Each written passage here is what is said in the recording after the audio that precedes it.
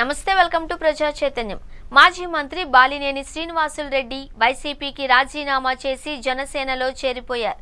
అయితే తనకు పట్టున్న ఒంగోలు కార్పొరేషన్కు చెందిన కార్పొరేటర్లను అయితే తనతో పాటు జనసేనలోకి తీసుకొచ్చారు. అయితే మరికొందరు కీలక నేతలను పార్టీలోకి తీసుకురావాలి అన్న ఆయన ఆలోచన మాత్రం కార్యరూపం దాల్చడం లేదు అని తెలిసింది. ప్రస్తుత పరిస్థితుల్లో జనసేనలోకి వచ్చేందుకు ఎవరు పెద్దగా సుముఖత వ్యక్తం చేయడం లేదు అని సమాచారం. అందుకే బాలినేని శ్రీనివాసులు రెడ్డి ఎంతగా ప్రయత్నించినా కొందరు నేతలు సున్నితంగా తిరస్కరిస్తూ ఉండగా, మరికొందరు నేతలు మాత్రం తాము వైసీపీని వదిలి రాలేము అని తెగేసి చెబుతున్నారు.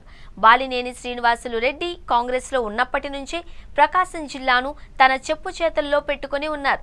నాడు పీసీసీ చీఫ్గా, తర్వాత ముఖ్యమంత్రిగా ఉన్న వైఎస్ రాజశేఖర్ రెడ్డికి సమీప బంధువు కావడంతో ఆయన చెప్పిందే మాట, చేసిందే శాసనం అన్నట్లుగా ఉండేది.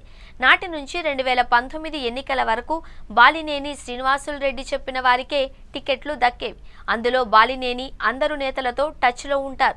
వారు కూడా బాలినేని ప్రాపకం కోసం పాకులాడేవారు. అలాంటిది 2024 ఎన్నికల్లో ఓటమి తర్వాత బాలినేని వైసీపీకి రాజీనామా చేయడం, ఆ తర్వాత జనసేనలో చేరిపోవడం ఒక రకంగా మిగిలిన నేతలకు కూడా షాకింగ్కు గురి చేశాయి. కానీ బాలినేని శ్రీనివాసులు రెడ్డి పార్టీని వీడితే అనేక మంది నేతలు కూడా ఆయన వెంట పొలోమంటూ క్యూ కడతారు అని భావించారు.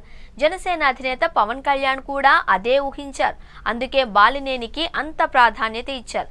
కానీ బాలినేని చేరి నెలలు కావస్తున్నా ఒక్క పేరున్న నేత కూడా ప్రకాశం జిల్లా నుంచి రాకపోవడం జనసేనలోనూ చర్చనీయాంశమైంది. కూటమి ప్రభుత్వంలో జరుగుతున్న పరిణామాలు, హామీలు అమలు చేయకపోవడం, తిరిగి జగన్ పుంజుకునే అవకాశాలు ఉంటాయన్న అంచనాలు వినపడుతూ ఉండడంతో నేతలు పార్టీని వీడొచ్చేందుకు సుముఖంగా లేరు అని చెబుతున్నారు. బాలినేని వదలకుండా ప్రయత్నిస్తున్న కార్పొరేటర్లు మినహా మరో ముఖ్య నేత ప్రకాశం జిల్లాలో ఆయన వెంట రాకపోవడానికి ఇదే కారణము అంటున్నారు. తాజాగా మరో ముఖ్యమైన వార్త వినపడుతోంది.